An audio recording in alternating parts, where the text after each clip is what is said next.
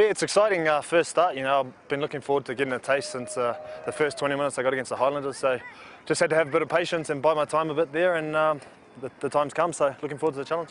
Yeah, it's been probably a tough couple of weeks, just impatience-wise. You know, it's a bit of the other side of the coin for me. You know, used to being in a starting lineup in league and then coming back and having to be a bit more patient, and you know, not getting on last week and then not being in the team the week after. So to get the opportunity to start, just got to take the opportunities, and this is my chance. Yeah, I think moving from 10 to 15's probably helped a bit in terms of pressure-wise. You know, without having to run the game, you know, at 15 you still can see a lot more. You see the whole sort of field, and don't have as much pressure to organise the players around the field. So I'm really enjoying that role at 15. Still definitely got a lot to learn, but what I think is I just need an opportunity, and this week's the time. Yeah, the line's going to be tough. You know, it's a different game in South Africa, so they do a lot of kicking, so there's going to be a lot of pressure on at the back there, catching a bit of high ball. So been doing a bit of work on that, and I'm just excited to play, mate. You know, been waiting for 2 weeks, and now's the time. The crew's been pretty helpful with the transition to 15, and you know, last week and the start of this week with Charles, he's been unbelievable. You know, his shift to wing and just the way he's helped me sort of positionally, and had Ted help me on the back of that. It definitely goes a long way towards me getting better as a 15, and no, I'm looking forward to the challenge. Yeah, it's a disappointing you know, start to our tour here, but you know, we want to go home with points, and that's going to be a team effort this week. If we play as a team and execute our game plan, you know, it goes a long way towards us winning. So the emphasis is on that, turn up as a team and execute what we want to do. Talking rugby once again with Wyn Gray. Hello, Wyn. Hello, Gregor. Now, you'll be very excited. The Blues are back in town to play the Cheetahs on Saturday night. What's going to happen here, champ? They've not had a terribly good road trip in Africa. In a sense, you could argue, well, their season proper starts now. They've got the road trip out of the way. Can you argue that point? Oh, if I were you, I could argue any point. But it's going to be festival frolic time, isn't it, on Saturday? The Cheetahs leak tries like nothing on earth. The Blues' defence has been pretty ordinary so far. But they do score tries. So I'd suggest that we'll see a fairly open game. Lots of running, lots of tries. Now that's going to be a bit of an aerobic introduction for, we're suspecting that Ma'anonu, Jerome Kaino are either going to play from the start or come off the bench. And probably, given his efforts against the Lions, Benji Marshall's going to be a consideration to start at Eden Park as well. So what are your thoughts on those three and what they're going to give from here on in? Okay, let's start with Nonu, who I think is crucial to the Blues if they want to advance further in this competition. And if he is in something like his best form, and one would think after ducking and diving around a number of franchises, he will play well. He's the person the Blues need to bend the line, break the line in the middle of the park so that they can then work towards the fringes. At the moment, they seem a bit too lateral, a bit too skittery, the Blues. So Nonu will be crucial, as will Kaino, if he can reproduce anything like the form that he did before he went away to Japan, because he was a tremendous athlete and a tremendous asset to the team. Brother Benji at fullback.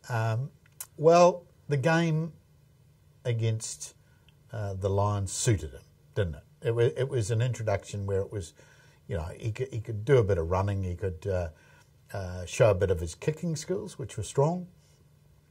Didn't think he figured highly in defence, but again, a game against the Cheetahs will probably suit him.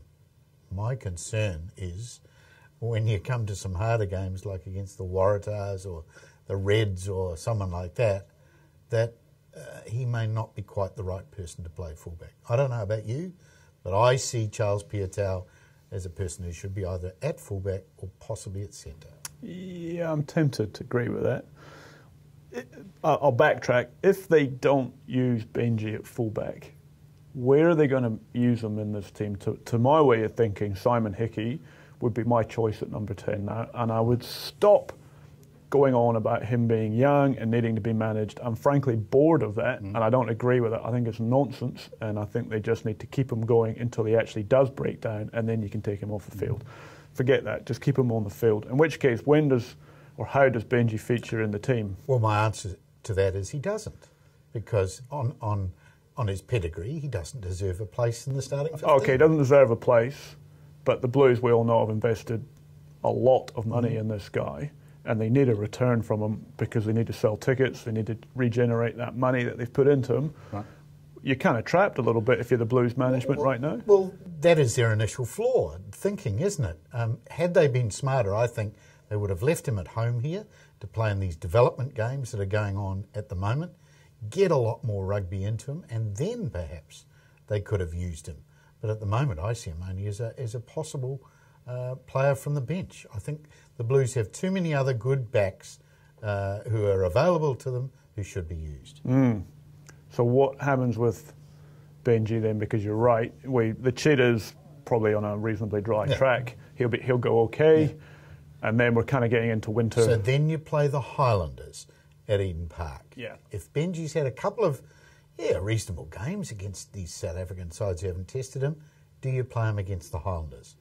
Or do you use the argument that they used with young Simon Hickey at first five? Oh no, we'll give him a spell now. He's had a bit of a taste for it. Yeah. I don't get that. I'm with you. I don't get that either. I think you've got to build a team and a framework that you know how your team plays and who's going to be in that team.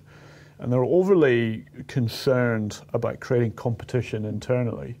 Well, you've got to actually create competition by letting the first group of players put performances on the board that are worthwhile. Otherwise, you're not creating competition because what are you competing against?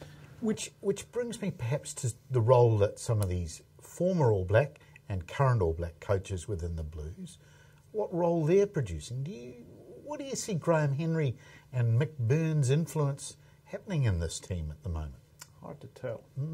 I think Graham, we know, knows how to put a defensive structure in place the way that Wayne Smith has done with the Chiefs. I'd like to see a bit more evidence of that.